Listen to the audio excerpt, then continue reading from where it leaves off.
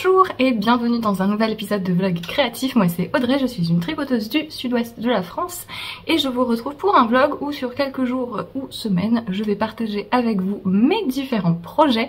J'espère que vous allez bien. On est le 8 mars. Et je voulais d'abord brièvement vous remercier toutes les personnes qui sont passées au festival Entre Deux Laines qui a eu lieu le premier week-end de mars à Portet au sud de Bordeaux. Donc c'était la première édition d'un festival laineux, art créatif et autres par là. Et c'était vraiment super, j'ai passé un excellent week-end, on a beaucoup rigolé avec Déborah, donc la teinturière des petites potions, qui était la personne que j'aidais sur son stand, et mon amie Anne-Lise qui était venue aussi passer le week-end, enfin le samedi, et voilà, c'était vraiment très très chouette. Un grand merci donc aux organisatrices et aux bénévoles, j'ai trouvé que c'était vraiment très bien mené, enfin, voilà, je sais qu'il y a eu des petits couacs parfois avec la nourriture, mais de mon point de vue, j'ai trouvé qu'on était très bien pris, très bien accompagné, voilà. Et ça devait être un boulot monstrueux, et j'ai eu que des échos positifs de toutes les personnes à qui j'ai parlé, que ce soit les exposants ou les visiteurs. Et voilà, je suis ravie du succès qu'a eu le festival, et j'espère que ça continuera, parce que je pense que l'équipe a un bon fonctionnement, et que c'était vraiment très chouette. Merci aussi à toutes les personnes qui sont venues faire un coucou, et merci beaucoup pour vos gentils mots.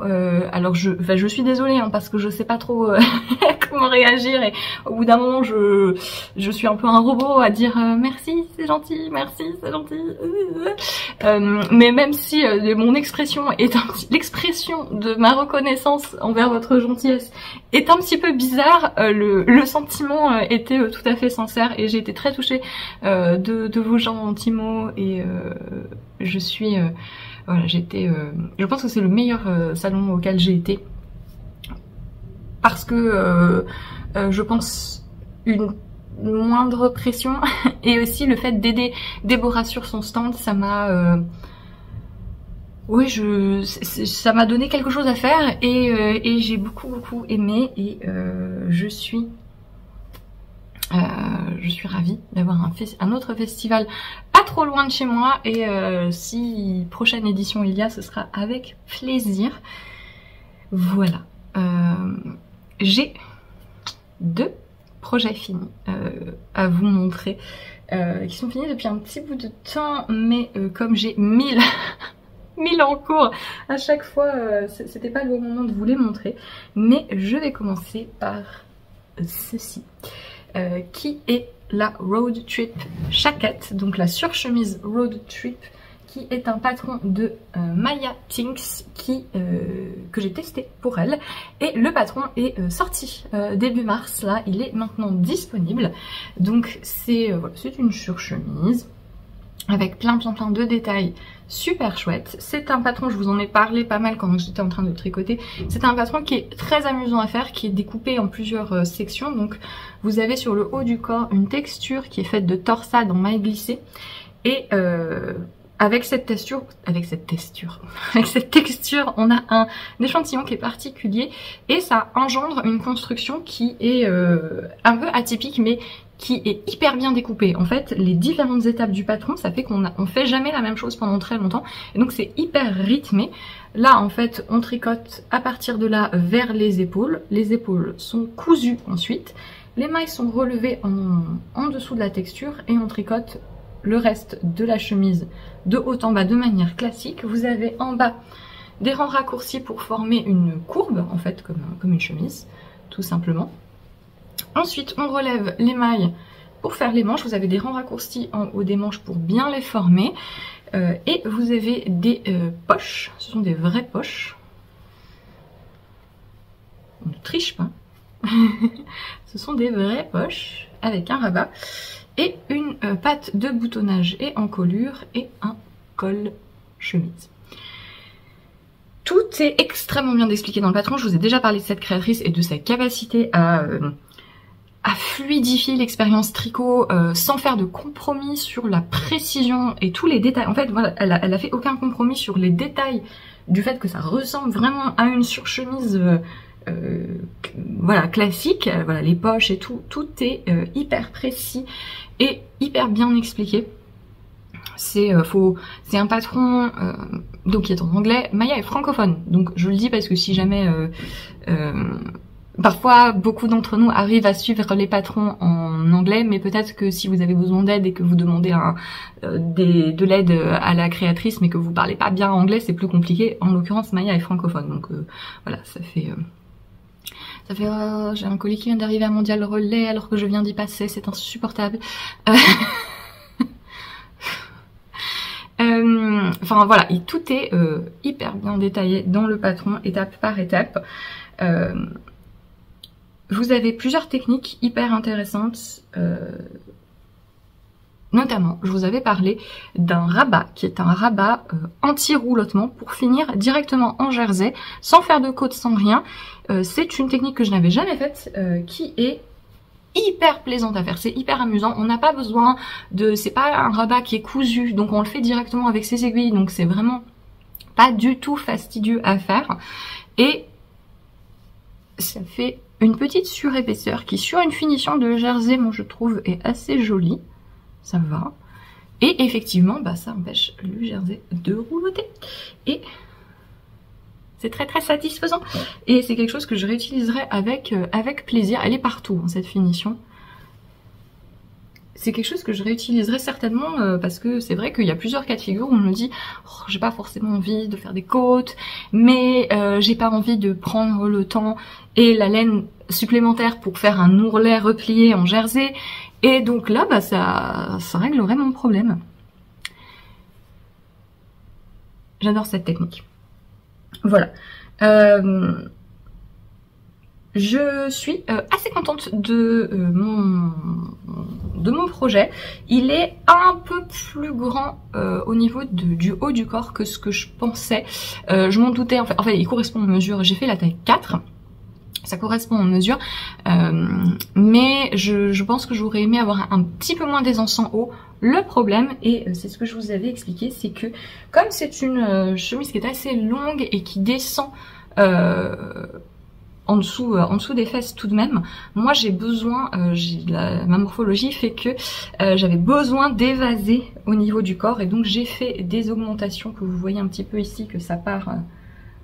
J'ai fait des augmentations le long du corps pour récupérer de l'aisance au niveau des hanches, sinon je n'aurais eu aucune aisance et je n'aurais pas pu fermer du tout la chemise. Donc là, à ce niveau-là, ça me va très bien. Et donc, si j'avais choisi une taille en dessous, en haut, je pense que j'aurais eu beaucoup de mal à récupérer, parce que j'ai besoin de cette circonférence en bas. Et donc, partir d'une taille encore plus petite sur le haut du corps, je pense que ça aurait été compliqué et que j'aurais eu quelque chose, ça m'aurait fait une jupette, un peu un truc vraiment en trapèze très très très accentué. Donc je pense que c'est le bon compromis. Ça me fait un manteau, je vous mets une vidéo de moi qui le porte ici, ça me fait vraiment une veste d'extérieur.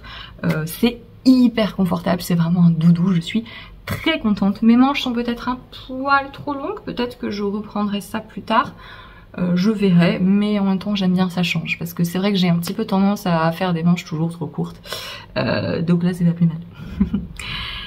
J'ai utilisé la Manchelopi de la marque Wool Dreamers. Attends, je vous montre juste un truc, quand on relève les mailles là, le long de la texture, regardez ce que ça fait, c'est trop beau, vous voyez les petites tic tic tic. J'ai vu ce détail, des fois ça marche bien le tricot, hein. Des fois il se passe des trucs et c'est très satisfaisant. Donc la Manchelopi qui est un pré-fil, c'est-à-dire que c'est un de ces fils qui n'est pas filé, donc qui se casse très très facilement. C'est du mérino, hein, donc c'est extrêmement doux, ça n'a rien à voir avec la Nutiden, la Plotulopi, c'est un vrai nuage hein, quand vous la touchez. Ça me fait que c'est une veste qui, malgré sa taille et malgré sa longueur, est extrêmement légère. En plus j'ai utilisé beaucoup moins de fils que... J'ai pas vu si elle avait changé les recommandations de métrage, mais j'ai finalement utilisé bien moins de fils que ce qui était recommandé, alors que j'ai élargit le corps. Donc ouais, j'ai utilisé très peu de fil et le machin est d'une légèreté, c'est hyper satisfaisant et ça tient quand même bien chaud. Après, je suis contente, je sais pas si c'est l'association patron laine idéale. Et à refaire, je pense que je ferai autre chose. Pour deux raisons. La première, c'est que la Manchelopi, comme c'est ce genre de fil qui se défait trop facilement, ça fait que la construction du projet, parfois ça rend les choses un petit peu compliquées. Notamment, donc il y a des coutures, comme je vous l'ai dit, au niveau des épaules. C'est très simple à faire, hein, c'est une couture droite, mais bah, faire une couture avec un fil qui se casse tout le temps, non, ça ne marche pas. Donc moi j'ai fait le choix de faire mes coutures avec un fil à chaussettes à peu près de la même couleur, j'ai pris de la Arwetta Bordeaux. Donc voilà, si on utilise ce genre de fil, c'est faisable en faisant très attention et en tordant le fil pour essayer de le solidifier. Mais c'est un peu pénible, donc voilà, si on prend ce genre de fil pour ce projet, moi je vous conseille de prévoir un fil, une couleur à peu près similaire pour faire les coutures, un fil à chaussettes ou une autre laine avec un petit, une laine classique, disons un fil classique, parce que pour les coutures des épaules et les coutures des côtés de la poche, voilà, j'ai utilisé donc de la Arwetta, ça ne se voit pas, même si la couleur était pas tout à fait identique, mais voilà, ça fait qu'il faut prévoir quelque chose en plus. Le deuxième point, c'est que au niveau des poches, justement, j'ai trouvé la construction de la poche très sympa, très maligne, parce qu'en fait, on met des mailles en attente. En fait, quand on est en train de tricoter le corps, on va mettre des mailles en attente à deux endroits, ici pour prévoir le rabat de la poche et ici pour prévoir le début de la poche. Donc là, en fait, j'avais des mailles en attente. Et après, j'ai repris ces mailles et j'ai tricoté le corps de la poche. Et je trouve ça vraiment bien parce que ça permet de immédiatement positionner la poche correctement. Voilà, on se demande pas. C'est vrai, moi ça me dérange pas de coudre les poches après, mais c'est vrai que il faut se dire alors où est-ce que je mets la poche, machin, de faire attention à bien être sur le bon rang. Là, en fait, la seule couture de poche qu'il y a à faire, c'est la couture en hauteur là. Et donc le positionnement de la poche, il est prédéfini au cours du tricot. Donc c'est une technique qui facilite vraiment la chose, je trouve, c'est très malin. Par contre, le fait d'avoir mis les mailles en attente avec ce fil, ça fait que j'avais des mailles très lâches. En bas, notamment, là, j'avais des mailles extrêmement lâches et en fait, ça me faisait un trou, quoi, avec les mailles très grandes. Et donc, j'ai dû tirer sur chacune des mailles pour récupérer l'excédent de fil, pour resserrer ces mailles qui étaient devenues trop lâches après avoir été mises en attente. C'est normal quand on met des mailles en attente. C'est un peu le même phénomène quand vous mettez des manches d'un raglan en attente et que vous avez des trucs qui s'élargissent sur les coins. C'est un peu la même chose. Là, j'ai dû tirer maille par maille pour récupérer ce qui était trop lâche. Et sauf que tirer sur un fil qui se casse tout le temps, c'est pas très pratique. C'est pas très pratique. Je m'en suis sortie, donc ce que je veux vous dire c'est que c'est faisable, mais si vous voulez utiliser ce genre de fil pour ce patron, prévoyez un petit peu de manipulation, un petit peu d'adaptation, de bidouillage, faut faire attention, etc. Donc voilà, c'est une des deux raisons pour lesquelles je pense que à refaire, je prendrai pas ce fil. La deuxième raison, c'est que, complètement influencée par certaines testeuses de génie dans le groupe du test, il y a au moins une personne, peut-être quelqu'un d'autre, qui a choisi de faire une version printemps-été dans un fil, dans des fils végétaux du génie. Je pense qu'elle a pris un coton bambou. Et en fait, ça va, c'est parfait, c'est une super idée, ça rend trop bien. La texture est magnifique avec un fil un petit peu plus lisse. Et la structure du projet, en fait, avec les coutures sur les épaules, le fait que les mailles soient relevées et tout, etc., ça solidifie bien le truc et ça fait que même avec les fibres végétales qui ont tendance à être un petit peu trop molles, là, ça compense bien ça, donc ça rend très bien. Et je pense que si on prend un fil qui est pas trop lourd, donc pas un 100% coton je pense, mais coton bambou comme l'a fait la testeuse, je pense que c'est une super idée. Coton lin aussi, ça m'intéresserait bien de le faire. Voilà, faut quand même un fil qui soit souple parce que c'est un gros échantillon, hein. On utilise de la laine bulky plus. L'échantillon en jersey c'est 16 mailles sur 10 cm, donc Faire ça avec un fil pur coton, ce serait trop lourd. Mais voilà, le genre de fibre d'été qui mélange les fils denses et les fils plus fluides. Donc coton tencel, coton bambou.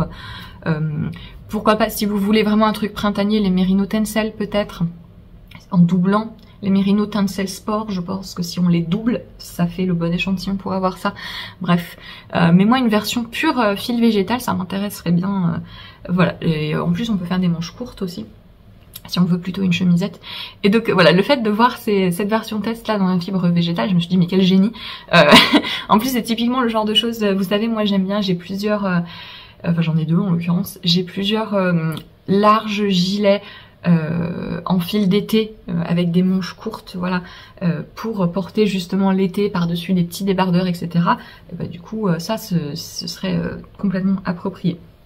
Après, je suis quand même très contente de mon projet parce que la Manchelopi, malgré tous les bidouillages que j'ai dû faire, c'est un fil que j'aime, c'est une laine que j'aime beaucoup et qui est tellement légère que ça, je sais que je vais pouvoir le porter jusqu'en avril là, vous voyez. Parce que ça respire bien. Et bonjour. Alors attends, on va déplacer le projet à risque, n'est-ce pas? Oui. Viens, bonjour, au lieu de râler. Oui. Ça va? Oui, je t'ai vu dehors. Oui, je t'ai vu. Mota va bien. Mota était outré que je parte au festival Entre deux laines, évidemment. Vous vous rendez compte, il a dû utiliser son esclave secondaire. Vraiment, c'était intolérable, quoi. Je sais pas quoi vous dire. Voilà. Non, mais fais pas ça sur mon tricot. Je t'en conjure. Attends, voilà. Hop. Alors, oui. Donc voilà pour la Road Trip Jacket qui est maintenant sortie. Le patron est disponible sur les boutiques de Maya si il vous intéresse. Et voilà. J'ai pas encore trouvé, j'ai plusieurs quantités de Manchelopi que j'aimerais bien pour faire des pulls. Je pense que c'est un type de laine qui se prête quand même à faire des pulls avec moins de manipulation que ça. Donc voilà, un raglan simple, en circulaire, quelque chose comme ça. Voilà, faut que je trouve le juste milieu, parce que les deux vêtements que j'ai fait en pré-fil, l'autre je l'avais fait en Utiden, j'avais fait un rococo de Sari Nordun, et pareil, c'était pas un bon choix, parce que, j'avais pas le bon échantillon, la forme du pull, du coup, ne m'allait pas très bien. Et la dentelle, c'est un yoke en dentelle et il y avait beaucoup de manipulation. C'est la dentelle japonaise et c'était pas très pertinent. Donc je suis toujours à la recherche du type de projet que moi j'aime bien faire dans les préfils. Voilà pour la road trip Jacket. Le deuxième projet fini dont j'ai envie de vous parler, c'est ce que je porte. C'est la Alchemist Slipover, donc le pull sans manche Alchemist de Wool & Pine. Et alors là, mais quel plaisir! Donc c'est un pull sans manche mais qui est complètement ouvert sur les côtés. En fait voilà, il y a des liens en accord pour le nouer mais c'est complètement ouvert. Voilà, et c'est trop bien parce que ça va super bien je trouve à ma morphologie, parce que moi qui ai vraiment les hanches très marquées, ben ça me permet d'être complètement libre de mes mouvements, d'être quand même à l'aise parce que j'ai pu les faire bien longues, donc ça couvre, j'ai pu la faire assez longue donc ça couvre, ça m'arrive mi-fesse. Donc je suis super à l'aise, je trouve que ça me va bien parce que le fait d'avoir l'ouverture, ben ça fonctionne bien avec ma morphologie, avec ma taille plutôt marquée, etc. sans entraver mes mouvements, c'est hyper confortable. C'est un pull sans manche, donc il se tricote de haut en bas. Donc on commence par les épaules. Vous avez tout du long un jeu de côte pour faire la bordure qui est faite en même temps, hein. Et vous avez une maille glissée qui est assez tendue, moi j'ai trouvé. Donc quand on utilise des fils qui sont pas très élastiques, vous entendez l'essorage de ma machine, vous êtes content. Ça c'est Mota, vous voyez ça là? T'es fière de toi? Qui est allé dans la terre et qui après vient me salir. La maille glissée là est assez tendue. Ça a l'avantage de faire que le haut se tienne bien. Mais voilà, faire un petit peu attention si vous avez tendance à trop serrer vos mailles lisières. Donc on tricote voilà, en jersey, vous avez des augmentations pour le col qui est assez bas, hein, qui est assez profond. On peut corriger ça en relevant moins de mailles ici, en tricotant plus de côtes, etc. Moi j'ai fait exactement comme, j'ai suivi exactement le patron tel quel. J'ai fait la taille 4 qui donne une circonférence, c'est pas fermé, mais de 112 cm, ce qui est environ 16-17 cm d'aisance positive sur moi. Il y a ça aussi, le truc c'est que c'est assez versatile en termes, enfin polyvalent en termes de taille, puisque comme c'est ouvert, je disais notamment à Déborah qui fait une ou deux tailles de plus que moi au niveau de la poitrine, que je pense que cette taille là ça lui irait à elle aussi, parce que comme c'est ouvert là, ça, en fait, on monte sa taille en fonction de plutôt son tour d'épaule. Je pense qu'il faut plutôt faire attention à ça, parce que si vous prenez une trop grande taille, après ça va vraiment tomber, alors que vous n'avez pas besoin de beaucoup d'espace là, puisque c'est ouvert. Et que vous pouvez resserrer les liens, vous pouvez les desserrer. Vous voyez, moi ils sont serrés au maximum, en fait, de sorte à ce que là, ce soit collé, mais je pourrais desserrer. Voilà. Pourquoi je dis ça? Parce que c'est assez économique en fait. Moi je n'ai utilisé que 3 écheveaux de DK pour quelque chose qui est assez long. C'est un échantillon de 20 mailles sur 10 cm. Donc voilà, la majorité des DK donneront un tricot assez fluide. Si vous voulez quelque chose d'un petit peu plus dense, des fils worsted, oui. Après je pense que c'est quelque chose qui a besoin de draper quand même. Le modèle de base est prévu dans un Merino Superwash. Moi je l'ai fait en base mystique de Déborah les petites potions. Donc c'est sa base BFL Massam, qui est donc une DK assez fine mais très gonflante. Voilà, le BFL apporte un joli drapé et le Massam c'est une fibre qui gonfle quand même pas mal, et ça fait que à cet échantillon de 20 mailles qui est assez lâche pour le métrage de ce fil, ça fait un très très joli tissu. Moi je suis vraiment contente. C'est son coloris Hell qui ne rend pas du tout comme il est censé rendre. C'est un vert, c'est plus vert que, voilà, ça sort bleu mais c'est plus vert. Et donc voilà, 3 écheveaux de DK pour un vêtement. Enfin, je suis vraiment très très contente. Alors à noter que vous avez vu, je l'ai pas fait. Dans le patron, il y a des pompons au bout là. J'ai pas fait ça. Je me suis dit non, le truc qui pendouille. Je veux dire, le machin pendouille quand même assez suffisamment. J'ai pas besoin d'en rajouter. Mais je suis hyper ravie de ce truc, je vais m'en refaire. Donc voilà, je vais voir si dans mon stage j'ai 3 écheveaux de DK, peut-être des choses que j'aurais prévues pour des châles et que finalement j'aimerais bien faire ça. Ou évidemment on peut tenir en double fingering et mohair, et en fait ça ferait 4 écheveaux, 2 de fingering, 2 de mohair. Voilà, pour ma taille 4, je pense que ça passe aussi pour la taille 5.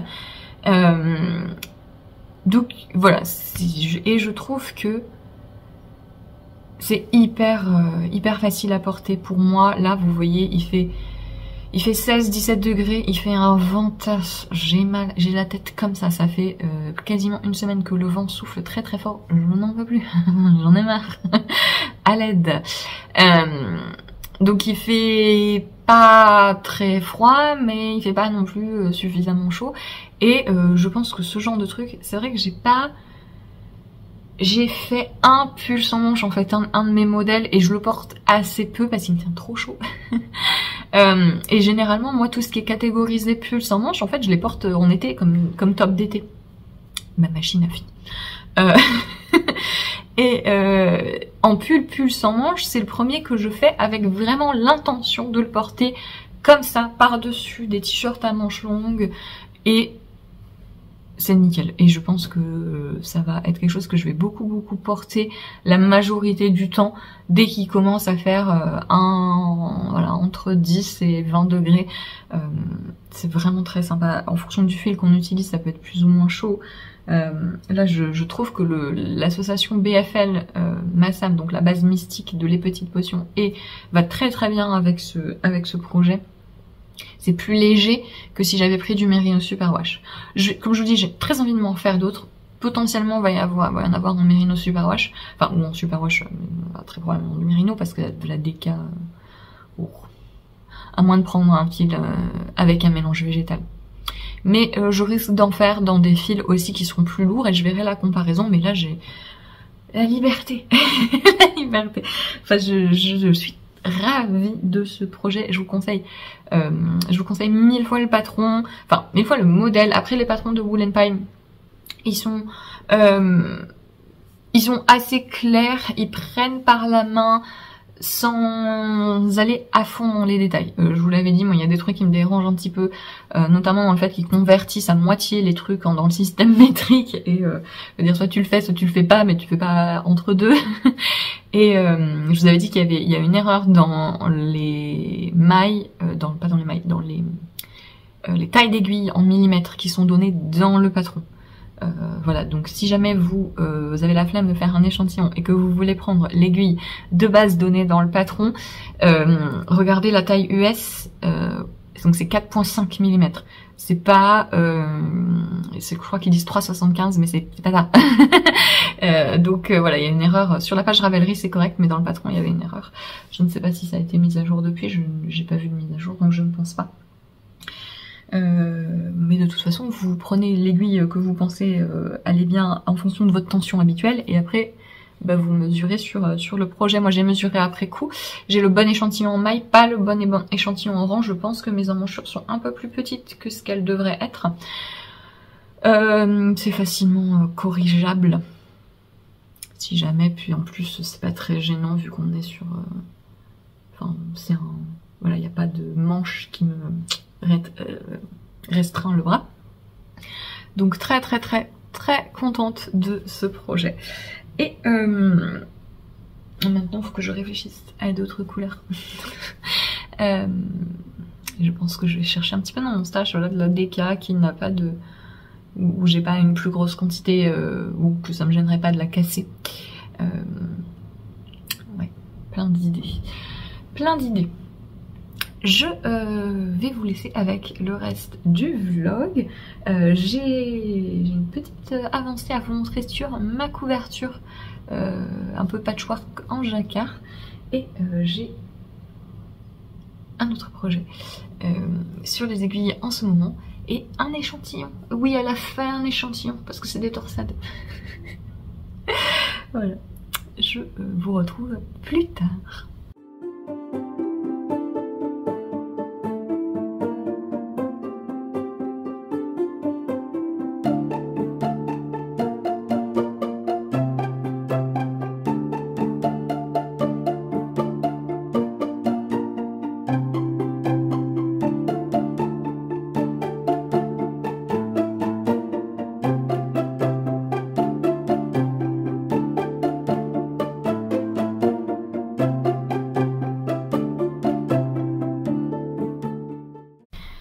Petit mot pour les personnes qui me suivaient sur Patreon, j'ai fini par désactiver la page.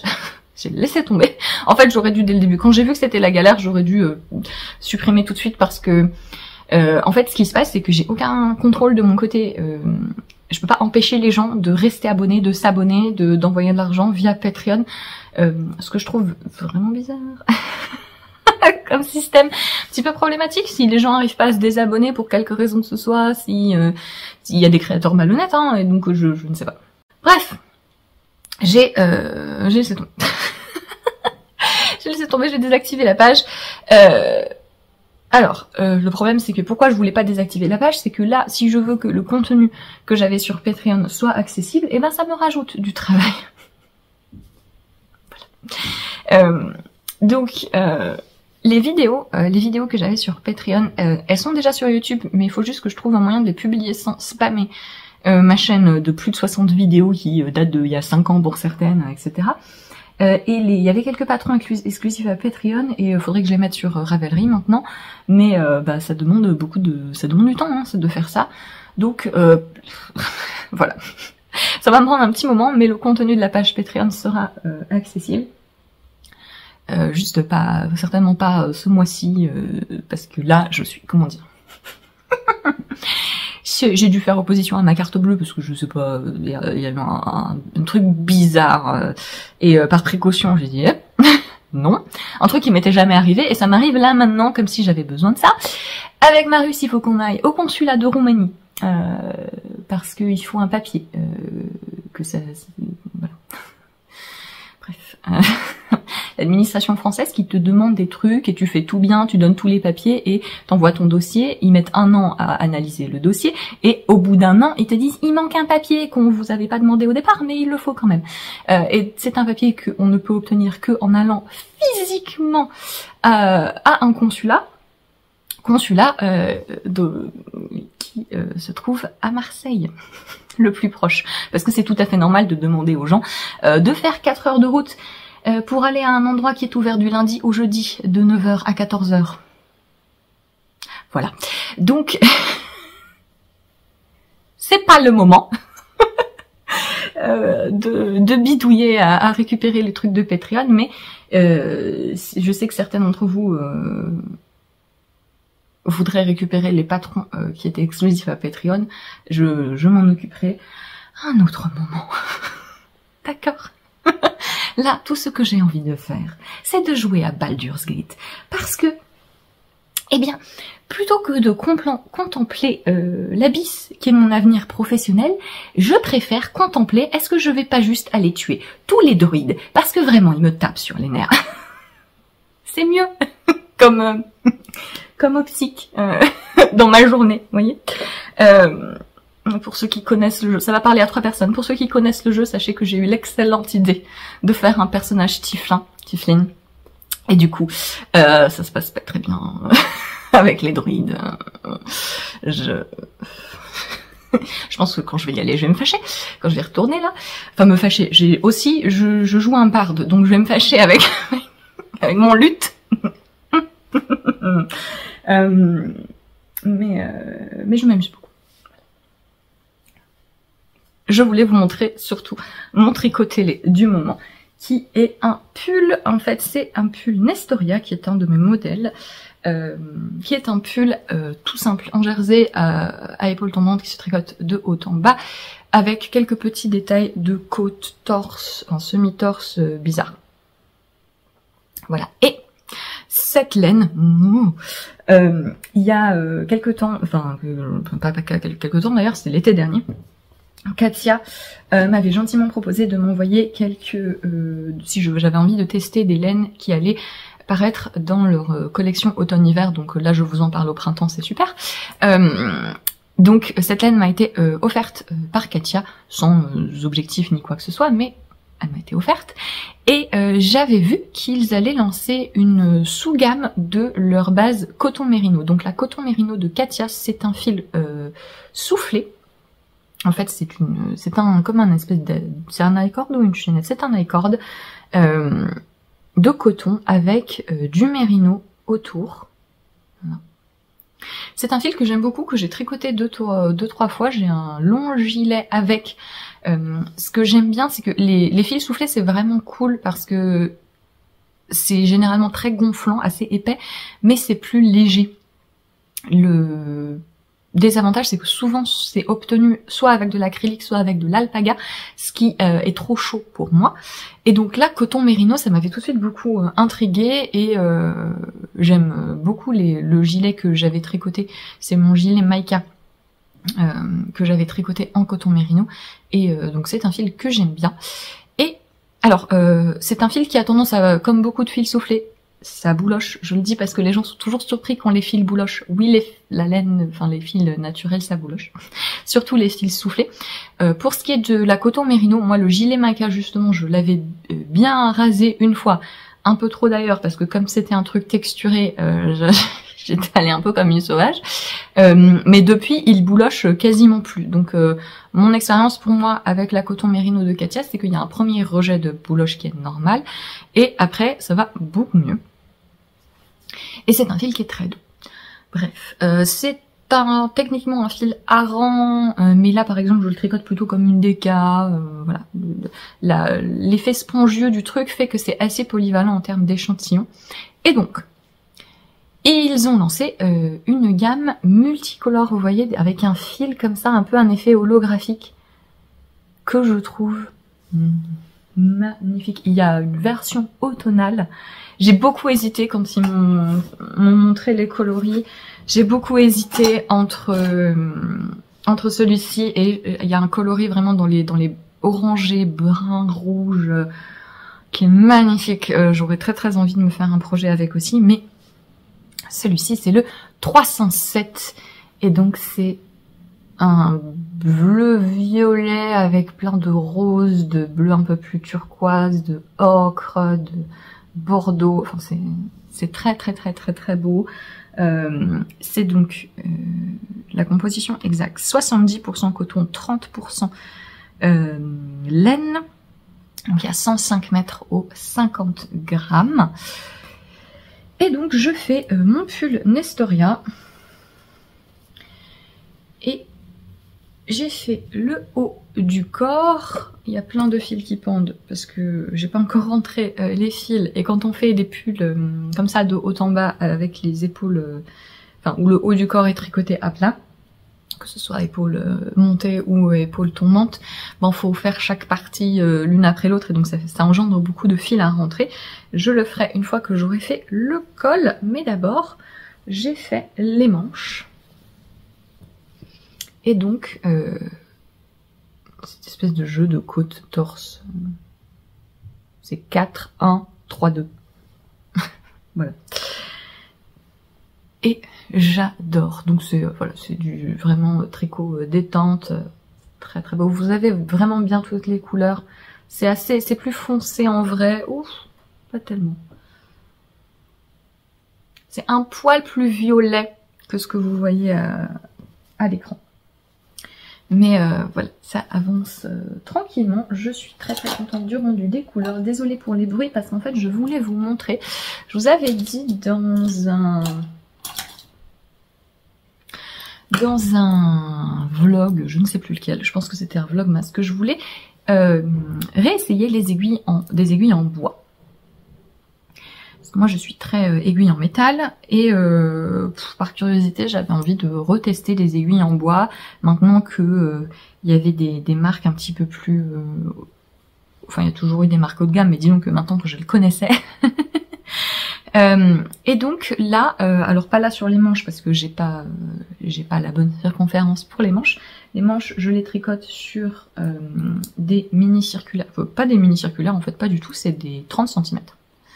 Puisque comme c'est des manches qui restent assez larges, ça fonctionne sur la totalité de la manche. Et après pour les côtes, là je passe en Magic Loop.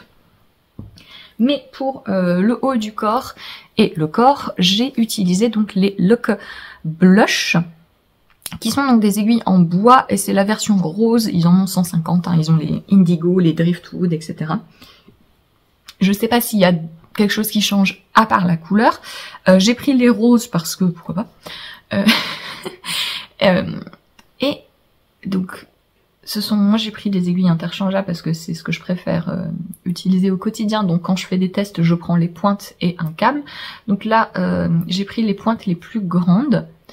Je crois que c'est 9 cm.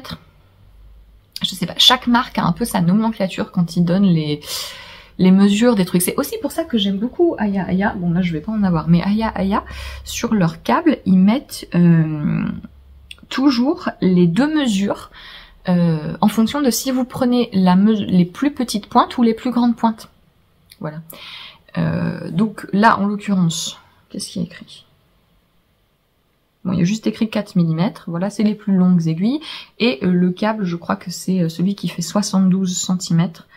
Donc j'ai à peu près 80 cm. Bref. Vous voyez que voilà. Donc c'est un câble qui est assez rigide. Je vous parlais des Addi Lace, donc le câble rouge de chez Addi, qui a aussi ce même problème d'être assez bloqué dans une forme et de pas bien se détendre. Moi c'est quelque chose qui me dérange pas particulièrement, les câbles, hein. Les câbles objectivement mauvais, disons comme ça. Voilà, ça agace beaucoup de monde. C'est vrai que moi, idéalement, je préfère que ça ne le fasse pas, mais c'est pas quelque chose qui va beaucoup me gêner. Donc ça va. Et pour ce qui est des aiguilles elles-mêmes, j'aime beaucoup ma foi, je suis très surprise, alors que ce genre de fils, c'est pas des fils qui glissent beaucoup, comme c'est des trucs soufflés. J'avais un peu peur que sur du bois, j'ai un peu une sensation de râpe, vous voyez. Et ben pas du tout, je les trouve très très lisses. La jonction entre le câble et l'aiguille, il n'y a pas d'accroc, tout passe très très bien. La pointe est pas particulièrement pointue, mais elle est loin d'être trop arrondie comme certaines aiguilles Addi qui vraiment me sortent par les yeux. Donc plutôt bonne expérience avec les Luke Blush. Je suis contente et je continuerai à les utiliser avec plaisir et je verrai si un jour ce câble arrête de... Alors les gens disent, je sais, c'est pas la peine de me dire faut le mettre dans l'eau chaude, machin, ça ne marche pas, d'accord. Je suis contente si ça marche pour vous, ça ne marche pas pour moi, ça n'a jamais marché pour moi de les mettre dans de l'eau chaude pour justement défaire les aiguilles là. Mais comme je vous le dis, c'est pas quand le projet est sur mes aiguilles, c'est pas un problème. C'est plus gênant si je fais du Magic Loop, mais ça va. Moi, tant que ce qui m'importe pour moi, je le redis, ce qui m'importe pour moi dans une aiguille, c'est la pointe, que ce soit pas trop gros, qu'elle soit relativement pointue, et le joint, que les mailles passent sans que j'ai besoin de les forcer. Voilà, c'est un peu les deux trucs pour moi qui sont primordiaux dans la facilité d'utilisation d'une aiguille. J'ai également tricoté quelques échantillons avec les Cynit, qui sont les autres aiguilles en bois que j'ai testées. Et j'aime bien aussi, le câble est pas, pour le coup là, le câble est vraiment d'une flexibilité exceptionnelle. J'ai pas beaucoup tricoté avec encore, mais mini expérience pour l'instant. J'ai trouvé tricoter avec les Cynit, j'ai trouvé ça très très agréable parce qu'elles sont hyper légères. Mais par contre, je me suis souvenue de pourquoi je me suis rapidement tournée vers les aiguilles en métal quand j'avais commencé à tricoter il y a des années. C'est parce que les aiguilles en bois, j'ai peur de les casser tout le temps. Bah oui, il y a une fragilité. Et n'étant pas quelqu'un de particulièrement délicat et adroit, c'est quelque chose qui risque de m'arriver avec des aiguilles en bois, de les casser. Et les Cynit étant hyper légères, j'ai un peu le sentiment qu'elles sont fragiles. Donc j'ai un peu l'impression d'être la grosse brute là quand je tricote avec, alors que celles-ci, je les trouve... Enfin, j'ai moins le sentiment de fragilité, parce qu'elles sont un peu moins légères que les Cynit. Et que le câble est plus consistant, je sais pas, j'ai moins l'impression de devoir être très délicate avec, alors que les Cynit, j'ai vraiment, quand je tricote avec, je suis un peu là, alors, on va doucement. Là, j'ai assez rapidement tricoté naturellement avec. Pour l'instant, voilà, c'était les deux marques d'aiguilles en bois que j'avais envie de tester. J'aime bien les deux, j'ai plus tricoté avec les Luke Blush qui me plaisent bien. Je sais pas si j'en rachèterai d'autres parce que les Luke Blush sont un peu plus abordables, mais j'ai pas forcément envie d'investir dans de nouveaux jeux d'aiguilles là maintenant tout de suite. Mais voilà, pour mon petit projet tricot-télé, tant que j'y suis, on a regardé la série Rivals avec Marius, qui est une série qui est sur Disney+, qui n'est pas à regarder avec les enfants, je précise, parce qu'il y a beaucoup de scènes sexuellement explicites, un peu trop, hein, parfois je trouvais que c'était pas forcément très pertinent, mais bon, à part ça, on a beaucoup aimé, on a trouvé ça très drôle, c'est un peu une comédie cynique, drame, machin. Ça se passe en 86, en fait, années 80, en Angleterre, dans les Cotswolds, donc on est ravis de voir les paysages. Et on suit plusieurs personnages. Un des personnages, c'est Tony Badingham, qui est joué par David Tennant, on adore, qui a une chaîne télé, en fait, et il a les droits de diffusion pour la région sud-ouest, oui, d'Angleterre, et donc il est à la recherche de nouveaux programmes pour sa chaîne, etc. Depuis toujours, il a une espèce de rivalité, voilà, il se crêpe un peu le chignon avec Rupert, qui est un ancien athlète. Il sautait sur des chevaux, enfin voilà, enfin, il sautait pas sur des chevaux, avec des chevaux, il sautait par-dessus. Bon bref, j'y connais rien en sport de chevaux, écoutez, et qui est devenu politicien, voilà. Et ils sont de la même région, ils s'aiment pas beaucoup. Il y a des petites frictions, et un troisième personnage qui va venir travailler pour Tony, c'est Declan. Declan, qui est un présentateur de télé irlandais, qui fait un peu un talk show où il interviewe des célébrités, des personnalités politiques, et lui, ce qu'il aime bien, c'est un peu piquer, aller là où ça fait mal, et Tony lui promet d'avoir un carte blanche en fait sur son émission, etc. Et donc on suit tout ce petit monde, alors que les relations, voilà, se mêlent, et on observe un petit peu la vie de ces gens dans cette région. Beaucoup de manipulation, de manigance pour obtenir ce que l'un ou l'autre veut. Tout le monde est infâme. C'est pas vrai, il y a quelques personnages qui sont plutôt positifs, mais on est vraiment dans des trucs un peu des situations, des vies de villages et d'entreprises un petit peu exagérées, mais présentées de manière assez drôle. On a très vite accroché avec Marius à se demander mais qu'est-ce qu'ils vont faire ensuite, à essayer d'avoir le puzzle de se dire ah mais il a appris tel truc de telle personne et donc il va utiliser ça contre machin, et voilà, c'est drôle, c'est touchant par moments. Il y a quelques personnages notamment qui sont assez adorables sur les relations humaines, que ce soit dans le cadre familial, dans le cadre professionnel. Voilà, c'est un peu une exagération de tout. Et tout le monde trompe tout le monde, hein, d'ailleurs, hein, ça c'est un des trucs, avec tout le monde, hein, c'est vraiment, je pense que si on faisait le schéma de qui a couché avec qui, ce serait assez rigolo, mais il y a un peu un fond social et politique, notamment avec ils vont pas trop loin là-dessus, mais il y a quand même quelques petits trucs où la situation notamment de quelqu'un d'irlandais en Angleterre à cette époque, voilà, enfin c'est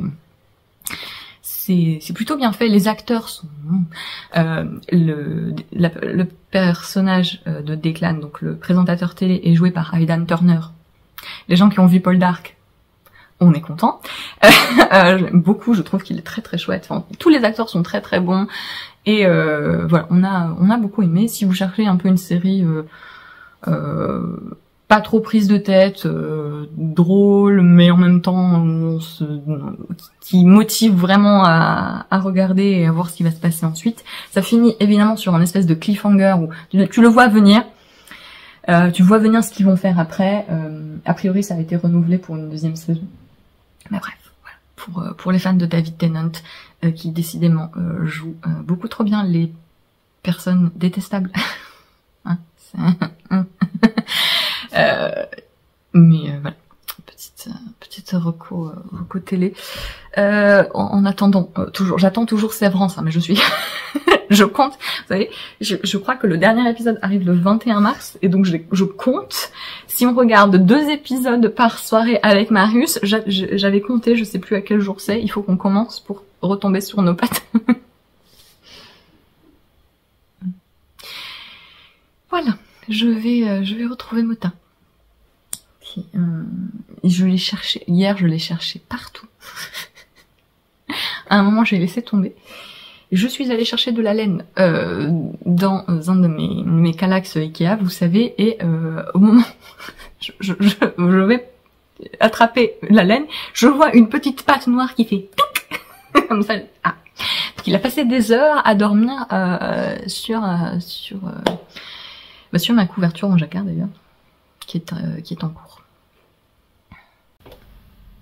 point couverture. Point couverture.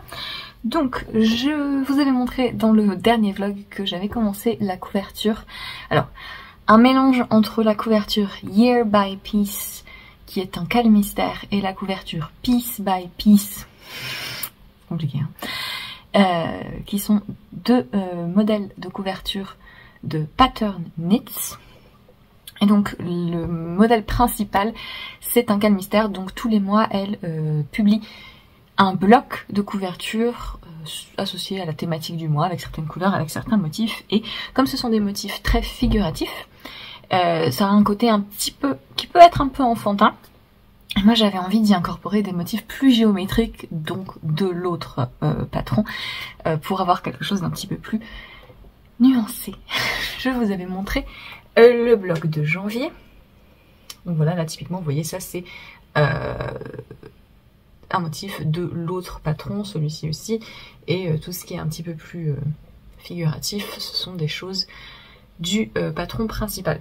D'ailleurs, je vous avais dit, je suis désolée, je vois toujours pas l'écharpe. Quand je vous avais parlé de ce carré-là, je dis c'est des moufles à un bonnet et un tronc d'arbre. Et quelqu'un m'a dit, je pense que c'est une écharpe. Ouais, je pense que c'est une écharpe, ouais, tout à fait. Mais en fait, vous voyez pourquoi j'ai pensé que c'était un tronc d'arbre dénudé puisque c'est l'hiver. En fait, c'est le fait que les bords de l'écharpe donc soient un peu dentelés comme ça. Bon, j'aurais pas du tout fait un motif d'écharpe comme ça, donc... Mais oui, je pense que c'est une écharpe. Donc ça, c'était janvier. Voici février.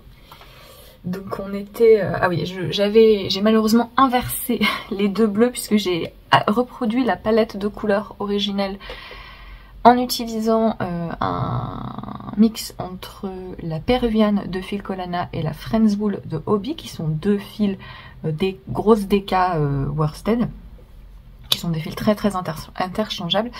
Et je me suis trompée quand j'ai fait janvier. En fait, vous voyez, le bleu clair, ça aurait dû être ce bleu-là, un petit peu plus pétant. J'ai inversé. Donc je me suis dit, tant pis, je vais continuer dans mon erreur. Et tout au long de ma couverture, les deux bleus seront inversés. Ce qui est pas plus mal puisque mon février est un petit peu plus vibrant. Alors que si j'avais utilisé le bleu ciel avec le blanc, ça aurait été un bloc très pastel, très doux. Ce qui était, je pense, intentionnel pour février, mais tant pis. Donc vous voyez là le motif de skieur, les petits chalets, les télésièges, les montagnes, tout ça c'était le calmistère, donc un motif plutôt figuratif. Et moi j'ai rajouté ces motifs géométriques-ci et les oiseaux qui font aussi partie de la couverture géométrique entre guillemets. Et je me suis dit que les deux oiseaux qui se regardent pour février, c'était assez intéressant. Voilà. J'ai beaucoup aimé ce bloc. J'ai un peu changé ma manière de faire. Donc, pour rappel, on tricote chacun des carrés que vous voyez séparément. Donc on les tricote à plat. C'est du jacquard à plat. Qui se fait très rapidement, c'est pour ça que je le tolère, puisqu'on utilise d'assez grosses aiguilles, il n'y a qu'une vingtaine de mailles et une vingtaine de rangs à chaque fois, ça se fait très très vite. Et ensuite on assemble chaque carré, on fait des bordures au crochet. Donc je vais vous montrer, là je suis en train de faire Mars, j'ai fait un truc un peu bizarre pour tenir tous mes trucs de Mars ensemble. Mais voilà par exemple un carré tout seul, fini avec une bordure au crochet tout autour, vous voyez ma bordure jaune. Et ensuite, je me sers de cette bordure pour assembler le bloc également au crochet. Voilà. Et donc, je vous disais que sur mon bloc de janvier, j'étais pas très satisfaite de mes bordures puisque je les avais faites un peu, je les avais faites très serrées. Et donc, il y avait quelques irrégularités, notamment au niveau du montage de mes carrés, donc en bas. Donc, ça ne se voit pas parce que j'ai réparé le truc, hein. Mais j'ai dû tirer après sur le fil parce que ça faisait quelque chose de très lâche en bas, c'était vraiment pas joli, parce que ma bordure au crochet était trop serrée. Donc, pour le mois de février, j'ai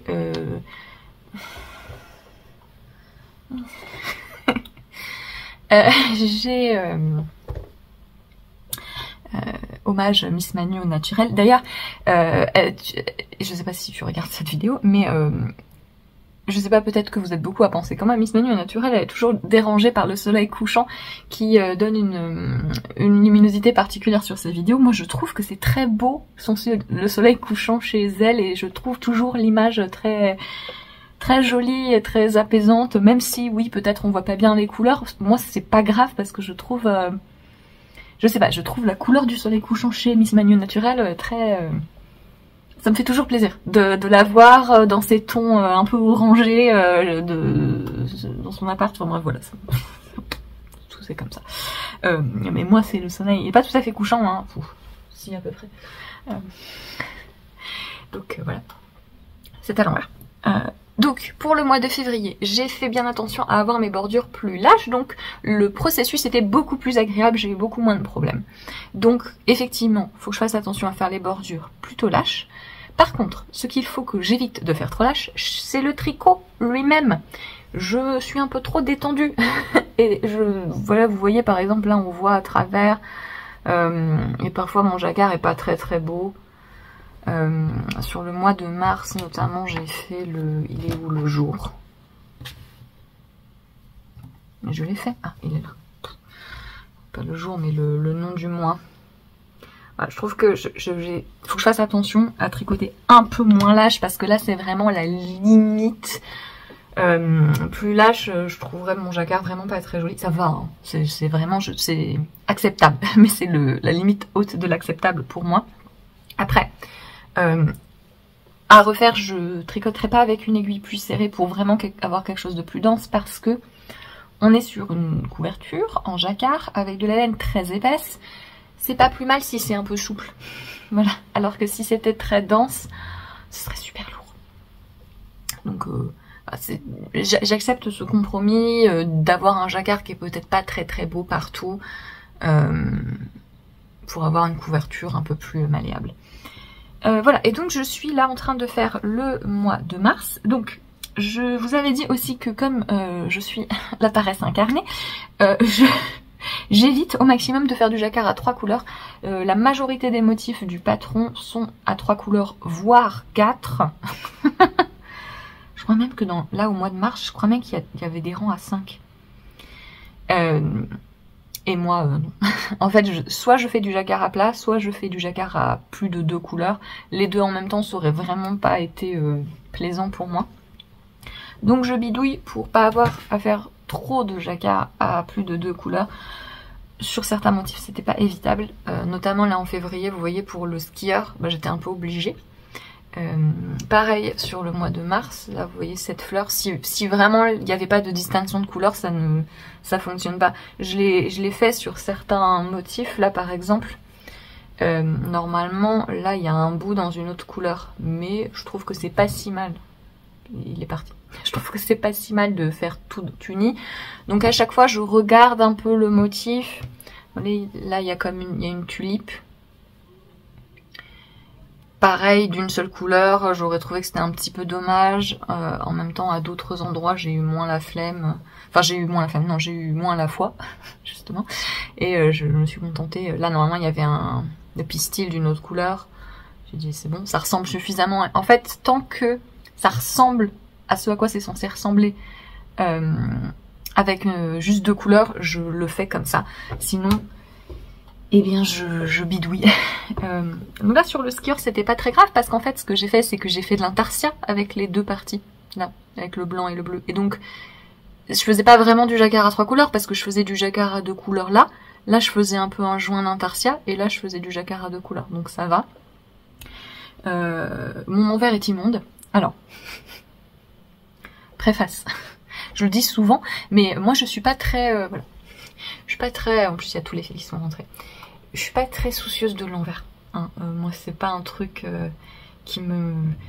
Quand j'aurais envie de mettre ma couverture comme ça sur l'envers, peut-être que je ferai attention. Mais pour l'occurrence c'est pas l'objectif.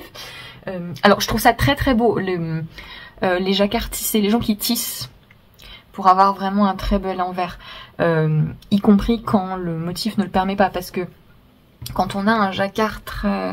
Est-ce que j'ai un motif qui va fonctionner là? pas vraiment.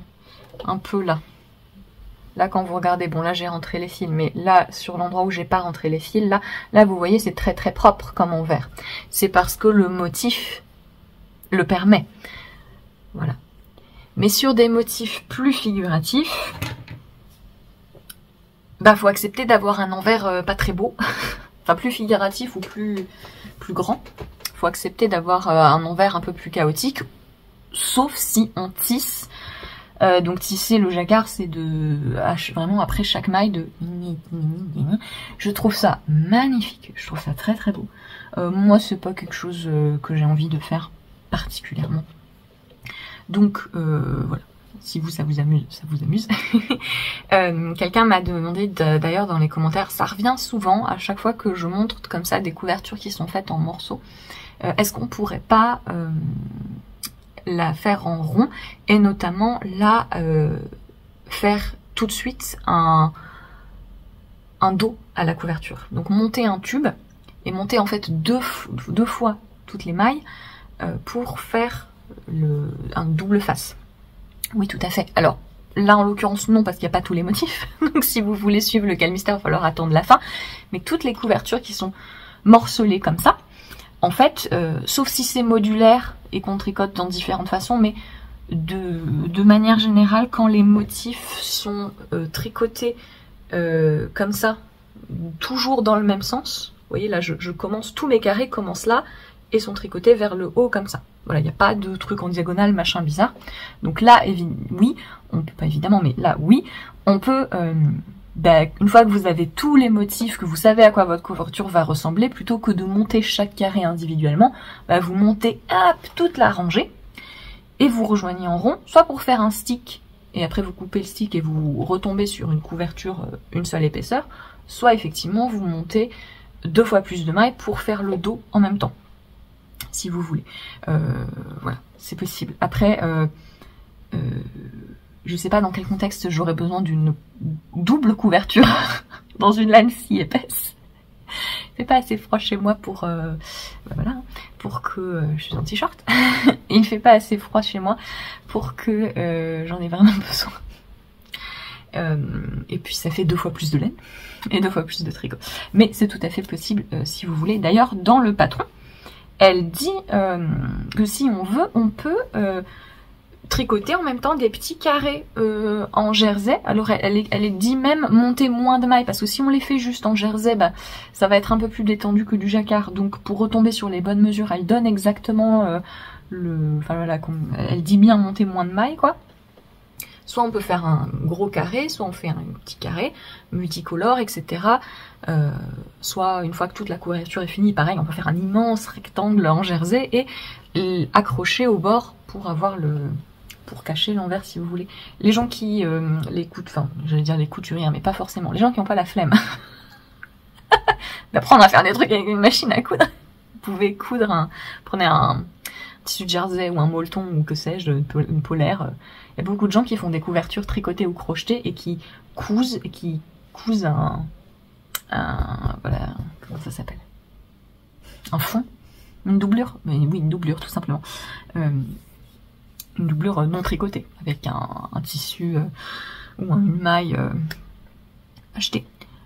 C'est tout à fait possible, voilà. Après, ne sous-estimez pas, je pense, parce que j'y pense, parce que Lucie, les péripéties d'une belette, à qui je fais un gros coucou et un gros câlin, a lancé un cal, si jamais ça vous intéresse, si vous avez envie de faire une couverture et spécifiquement que vous voulez la faire en rond, elle a lancé un cal de faire justement une couverture en tube en rond. Soit avec un stick, donc, mais j'imagine que si vous faites une doublure et donc pas un stick, elle vous acceptera aussi. Sinon, sortez les fourches et menacez-la. Mais voilà, si jamais c'est un projet qui vous intéresse, allez voir chez les péripéties d'une belette. Moi, personnellement, j'ai quand même envie de vous dire, ne sous-estimez pas à quel point c'est pénible de faire une couverture d'un seul tenant. Voilà. Ça peut ne pas du tout vous convenir. Et moi c'est le cas, je préfère 1000 fois assembler une couverture parce que les techniques d'assemblage ça me dérange pas, que ce soit de la couture, du crochet comme ici ou du grafting, emmaillage, de kitchen stitch. Ça me dérange pas du tout de faire ça, alors que avoir toute une couverture, j'en ai fait quelques-unes des couvertures comme ça où vous montez toutes les mailles, je trouve ça très pesant dans tous les sens du terme, c'est lourd, c'est inconfortable, je me vois pas avancer. Et comme j'aime les techniques d'assemblage ne me dérangent pas, je vais toujours préférer faire une couverture en morceaux. Et là, vous voyez, y compris si ça implique de faire du jacquard à plat, qui est quelque chose que je n'aime pas. Alors, c'est parce que c'est, encore une fois, c'est un gros fil et que ça monte vite. Mon autre couverture en jacquard que j'ai en cours, qui est en fingering, elle se fait en circulaire, en morceaux mais en circulaire. Jamais de la vie je ferai ça à plat avec de la fingering. On est bien d'accord. Mais là, oui, typiquement celle-là, jamais je m'amuserais à la faire en rond, même si c'est du jacquard. Je préfère la faire en morceaux parce que pour moi, c'est plus pénible de faire la couverture tout d'un seul tenant que de faire du jacquard à plat. J'aime pas beaucoup le jacquard à plat. Donc c'est dire à quel point les couvertures d'un seul tenant, c'est vraiment, ça a vraiment pas été un succès. J'en ai fait 2, 3, je crois, il y a quelques années. C'était compliqué. Je vais je va y avoir comment dire, il va y avoir une revanche d'ailleurs, puisque il me semble que je vous l'avais évoqué, mais j'ai envie de faire une couverture en jacquard avec les motifs de mon modèle Ithaka, mon tour de cou de Calmister. J'ai envie de faire une couverture en jacquard. Et la façon dont les motifs en jacquard sont faits, il va falloir, je vais pas avoir le choix, il va falloir que je la fasse en circulaire avec un stick, mais il va falloir que je la fasse d'un seul tenant. Est-ce que je pousse le vice à faire juste les bandes? Ça n'a pas de sens. Non, il va falloir que je la fasse d'un seul tenant. Donc, on verra si la motivation du jacquard contrebalance mon désamour pour le fait d'avoir 3000 mailles sur mes aiguilles et d'avoir un truc immense qui n'avance pas. On verra. Donc, tout mon blabla étant terminé. Février, c'est fait. Et donc Mars est en cours. Mars, j'adore parce que on a une forme différente. Je trouve ça trop bien. On a, alors il y a le choix. Elle donne, je suis très contente. Elle donne deux alternatives pour le mois de mars. Soit pareil un carré, un bloc de 9 carrés. Soit il y a une longue bande qui fait la taille de 3 carrés. Donc je trouve ça très sympa de changer un petit peu la forme. Donc là, vous voyez typiquement, c'est un vase avec des fleurs. Et donc là, j'ai eu la flemme de faire du jacquard à 3 couleurs. Donc j'ai décidé que c'était une feuille et non pas un bourgeon. Ce que c'était censé être. C'était censé avoir du jaune là. Pareil, j'ai juste fait des tulipes et des fleurs et des jonquilles jaunes, sans pistil, sans machin, sans rien. Parce que 3 couleurs c'était assez. Sinon il y en aurait eu 4 à certains endroits là. Voilà. Et donc très très contente de ça. Et je crois que j'ai fait tous les motifs de Year by Piece, donc du Calmister. Là, des fleurs. Je sais pas si c'est dans le bon sens. Comme ça. Je me repère avec le bout qui nous sert, elle nous fait justement couper un fil qui nous sert à faire l'assemblage à la fin. Donc je vous ai montré déjà ça, très sympa. Celle-ci et le carré central avec Mars et la petite tulipe. Et donc il me manque 1, 2, 3, 4, 5, 6, 7. Parce que celui-là compte pour 3. Donc ouais, donc là il me manque 2 carrés. Et je vais aller piocher dans l'autre patron. Elle a un 3e patron d'ailleurs qui est plus floral, plus botanique. J'ai hésité à combiner les 3, mais je me suis dit c'est quand même un peu abusé. J'ai 3 patrons pour en faire un.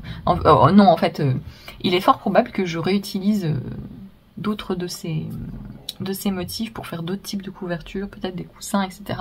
Et donc la couverture qu'elle a qui est plus botanique, j'achèterai peut-être le patron un jour.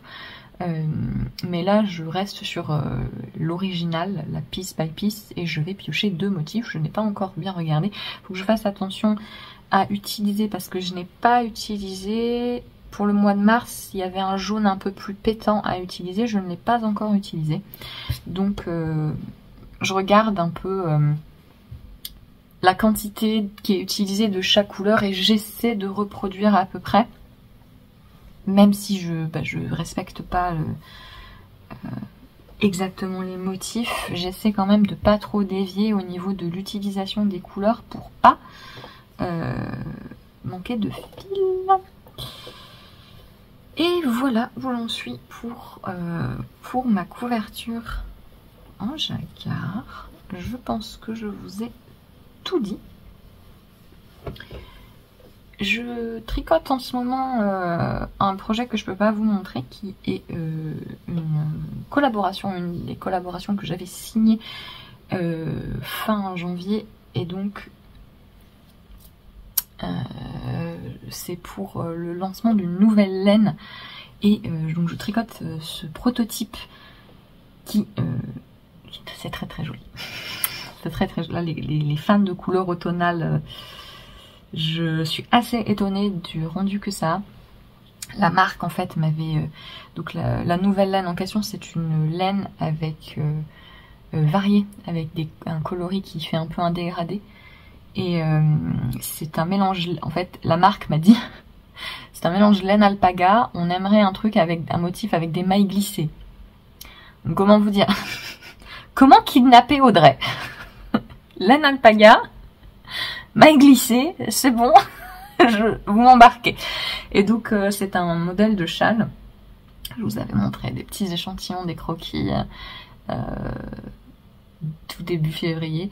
Et donc là je suis en train de tricoter là-dessus. Donc ça me prend un petit peu de temps, mais tranquille, ça avance plutôt bien à son rythme. Et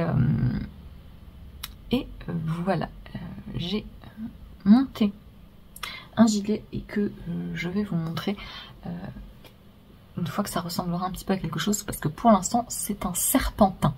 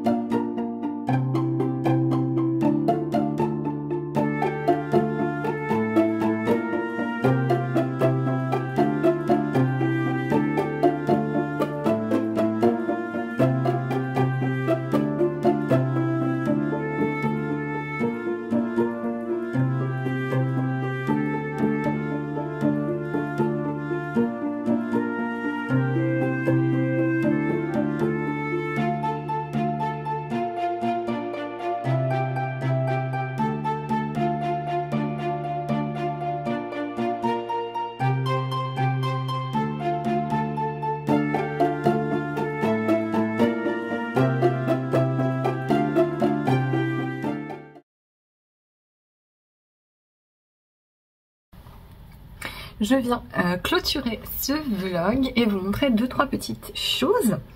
J'ai résolu toutes mes calamités, mes plaies d'Égypte là. On est allé à Marseille récupérer le Saint-Papier. C'était super. J'ai réparé mon truc avec ma banque. J'ai beaucoup avancé dans mon jeu sans exterminer les druides, je tiens à le dire. Et on a commencé à regarder la saison de Sévrance du coup. Et on a regardé les 4 premiers épisodes. Et pour l'instant, il y a un sentiment, c'est pourquoi les chèvres. Voilà, j'aimerais qu'on se concentre sur le cœur de l'intrigue. vraiment de cette série parce que c'est très important. Je voudrais des réponses pour les chèvres. Bref. J'ai fini mon bloc de mars de ma couverture en jacquard. Voilà, donc j'ai fait 2 carrés géométriques, donc du modèle piece by piece. Et donc voilà. J'aime beaucoup le fait qu'on ait un bloc d'une... Enfin voilà, que ça change un petit peu. Je trouve que ça va alléger un peu l'ensemble de la couverture. J'espère qu'il y en aura d'autres. On pourrait faire comme ça aussi, ou un gros carré. Enfin voilà, il y a plein de possibilités. Bon, toujours jacquard pas hyper précis. Hein. Pourtant, j'ai bien fait attention à pas... Non, c'est pas vrai, j'allais dire, j'ai fait attention à pas croiser mes fils toujours au même endroit, mais un petit peu. Et donc, vous voyez ce que ça fait des lignes là. Mais je suis très contente de ce bloc, que je trouve très joli, même si quand je l'ai vu, j'ai eu un petit peu peur du fait du nombre de jacquard à 3 couleurs. Vous voyez là, normalement il y avait une autre couleur pour faire le pistil, là pareil, là aussi, et je me suis dit bon, j'ai vraiment la flemme de faire plus de 3 couleurs parce que c'était déjà, voilà, je voulais minimiser le moment où je faisais 3 couleurs et vraiment pas faire 4 couleurs, et donc j'avais un peu peur que ça nuise vraiment à l'aspect général. Et je pense que j'ai trouvé un bon compromis et que ça rend quand même bien. Voilà. Voilà. Et je voulais vous montrer un nouveau projet que j'ai commencé. Ça va être un peu mon dernier gros projet de l'année avant de passer sur des trucs un petit peu plus, des tricots plus légers, que ce soit en termes de matière ou juste des plus petits projets pour le printemps-été. C'est un gilet tout en torsade, c'est le Granny Cardigan de Rory Locatelli. J'ai fait un échantillon et tout, qui n'est pas bon, mais je pars quand même là-dessus. Donc c'est un gilet qui est tout en torsade, il y a des torsades partout, qui est fermé, hein. Je crois qu'elle a des boutons, je pense pas mettre de boutons, j'ai pas encore tout à fait décidé. Épaules tombantes, léger col V, et qui se tricote de haut en bas. Et c'est ça qui m'avait... Parce que somme toute ce sont des torsades assez classiques, hein, les torsades en losange avec le point de riz, etc. Et donc des modèles comme ça, il y en a plein. Et quand j'ai vu qu'elle sortait ce modèle, j'ai tout de suite eu envie de le faire dès qu'il est sorti parce que bon, j'adore ce genre de gilet, c'est vraiment typiquement le genre de truc que je vais porter à fond. Et quand j'ai vu qu'elle le faisait de haut en bas, j'ai vraiment eu envie de faire celui-ci spécifiquement, pas parce que ça me dérange de faire des gilets de bas en haut ou des vêtements de bas en haut, pas du tout, moi c'est pas un truc qui me dérange, mais je sais à quel point c'est pénible de designer des trucs à torsade de haut ou autre, hein, un motif de haut en bas. Donc je voulais vraiment un peu saluer l'effort de design derrière, parce qu'en fait ça demande une mise en place tout à fait particulière. En fait il faut tout faire en même temps, il faut faire les épaules, il faut commencer à apprivoiser la torsade, il faut faire les encolures après quand je vais faire le devant. Donc c'est beaucoup plus compliqué de grader et de mettre les explications. Il y a toujours un vent. Vous voyez ce qu'il m'a offert mon frère? Voilà, il l'avait quand il était petit. Il y a toujours un vent, pas possible. Hein. C'est beaucoup plus de travail du côté du design, c'est plus compliqué à expliquer quand on fait de haut en bas, et donc je voulais un peu signaler que les gens qui ont beaucoup de mal avec les modèles qui se tricotent de bas vers le haut et qui du coup n'ont pas forcément trouvé de gilet à torsade ou de pull à torsade qui leur convient, ben celui-ci est assez exceptionnellement fait de haut en bas, et je voulais un peu j'ai choisi celui-ci pour soutenir un peu la démarche, enfin pas qu'elle ait besoin spécifiquement qu'on la soutienne, enfin si, mais c'est rare. Donc on commence par le dos, donc on fait des petites épaules, et voilà on fait des rangs raccourcis avec les torsades, machin, et là je fais le dos, et je vais faire le dos tout droit avant de former les emmanchures, et donc voilà ce que ça donne. Donc c'est un motif de torsade qui est intuitif, hein, une fois qu'on a compris, on a compris. C'est quasiment plus besoin de... En fait, je lis la grille juste pour me souvenir à quel rang je dois faire les croisements de ces torsades-là. Mais après, je lis facilement mon tricot, donc ça peut être un premier gros projet à torsade si vous êtes familier de cette construction épaule-tombante de haut en bas, voilà, de faire les deux épaules, de rejoindre, ensuite de tout rejoindre ensemble, voilà. Si vous avez déjà fait quelque chose comme ça, je pense que ça peut être un premier projet torsade sans souci parce que les torsades sont simples et intuitives. Ça se tricote en worsted. L'échantillon en torsade est de 24 mailles sur 10 cm. Les échantillons en torsade sont toujours un peu... elle donne un échantillon de jersey aussi comme référence qui je crois est de 19 mailles, mais il n'y a pas de jersey dans le patron donc ça ne sert à rien. Moi j'ai choisi de le faire avec la Gilliatt de Dererum Natura que j'adore, qui est assez légère puisque c'est un fil cardé, donc même si ça va être un gros gilet, en plus j'essaie de le faire bien ample, ça devrait pas être trop lourd. Et je fais la taille 4 et j'ai 6 pelotes, donc pour un gilet je trouve qu'il utilise assez peu de fils. On verra, enfin j'ai regardé un peu dans les projets et personne n'a l'air de paniquer et d'utiliser beaucoup plus de fils que demandé. Mais je trouve qu'il utilise très peu de fils pour un gros gilet à torsade comme ça. 1500 mètres j'ai. Il est pas très court en plus, j'aimerais le faire un peu plus long comme elle l'a. Après je sais pas si elle est particulièrement petite, c'est peut-être pour ça. Rory Locatelli, je ne sais pas. J'allais dire j'ai pas l'impression, mais on ne sait pas la taille que font les gens. Et donc ouais, je suis assez étonnée. Donc ça fait quand même un budget, hein, parce que les pelotes de Gilliatt elles sont à presque 15 €. Mais bah ça reste en dessous de 100 € pour moi, pour un gilet en gros à torsade, c'est assez rare dans un fil épais quand même. La Drops Népal, je pense, serait la bonne, ou tout ce qui est Alaska, etc. serait le bon équivalent en drops pour avoir vraiment un truc zéro budget. La Friends Wool de Hobby aussi, la péruvienne de Phil Colonna aussi est bien moins chère, tout ce genre de fil.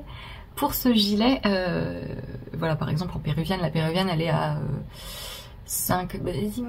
Le truc c'est que comme la Gilliatt c'est des pelotes de 100 grammes, ben oui ça coûte 15 €, mais on a quand même beaucoup plus que si on achète des pelotes de 50 grammes. Donc ça revient un poil moins cher en Phil Colonna, mais pas de beaucoup. Donc, je disais souvent, j'ai souvent pris Rory Locatelli comme exemple d'une designeuse dont le style d'écriture ne me convient pas.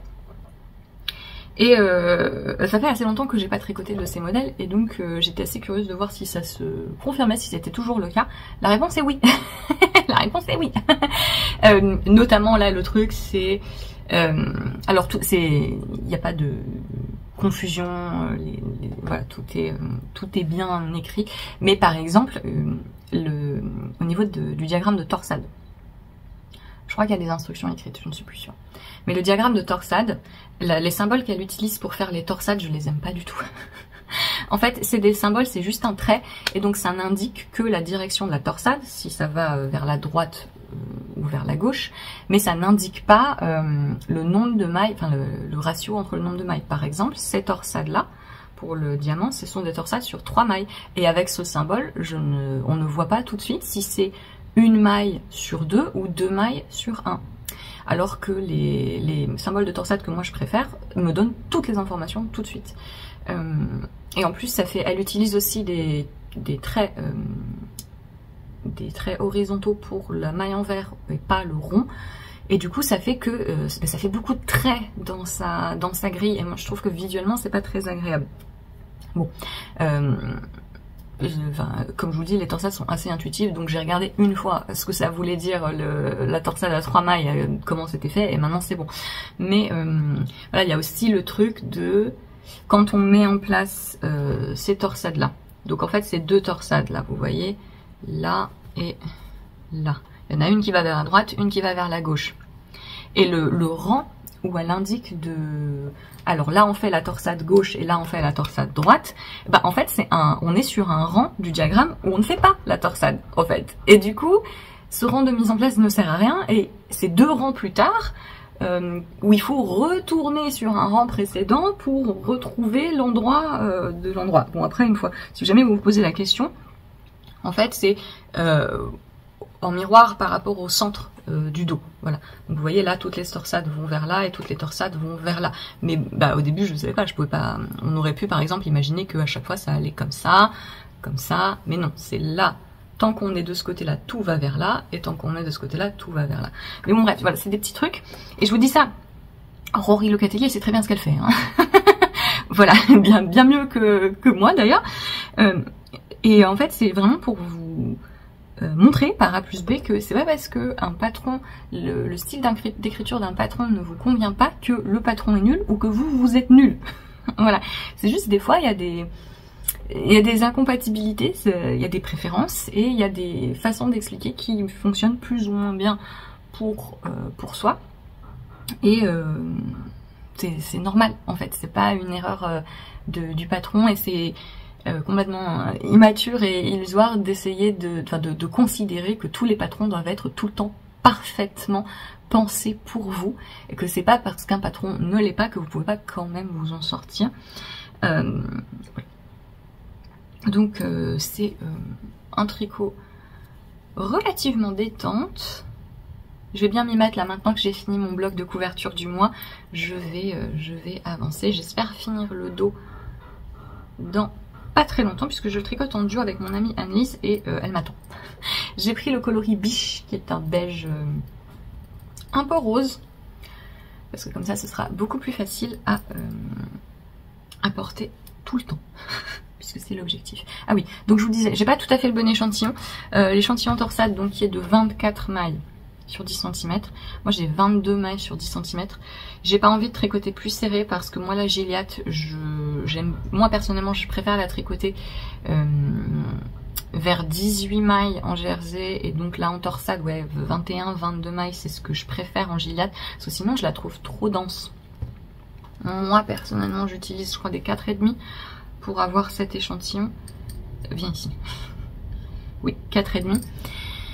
Donc j'ai un échantillon plus large et je fais aussi la taille 4 qui normalement je devrais faire la taille 3. Si je suis les recommandations des onces, je devrais faire la taille 3. Et donc je fais une taille au-dessus avec un échantillon plus large. Donc mon gilet devrait être vraiment plus grand. Ce que je préfère.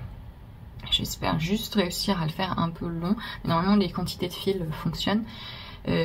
J'ai choisi de faire ça, la taille 4 plutôt que la taille 3 parce que je trouve que le tour de bras, c'est toujours le cas chez les patrons de Rory Locatelli et les patrons de beaucoup de monde, le tour de bras est trop petit pour moi. Là avec la taille 4 j'ai à peine vraiment en forçant les anses que j'aimerais avoir. Donc vu que mon échantillon est plus grand ça devrait aussi aller.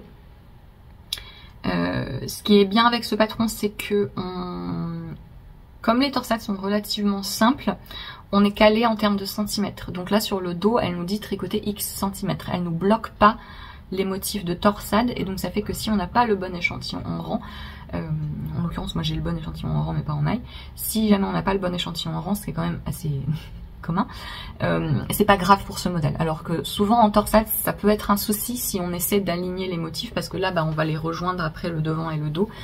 Et mais là c'est fait de telle sorte que c'est facilement ajustable et notamment je verrai si j'essaie d'ajouter de la hauteur là pour avoir des manches un peu plus larges, mais je pense que le saut entre les manches de la taille 4 et de la manche de la taille 5 c'est un peu trop. Je n'en peux plus du vent, c'est 3 jours de vent, 2 jours de pas vent, 3 jours de vent. Ça devrait continuer encore aujourd'hui et demain normalement ce serait... Voilà, je vous laisse là pour ce vlog qui, je l'espère, vous aura plu. Je vous retrouve d'ici quelques semaines et voilà, je vous souhaite une bonne soirée, bon après-midi en fonction de quand est-ce que vous regardez cette vidéo et je vous dis à bientôt. Salut!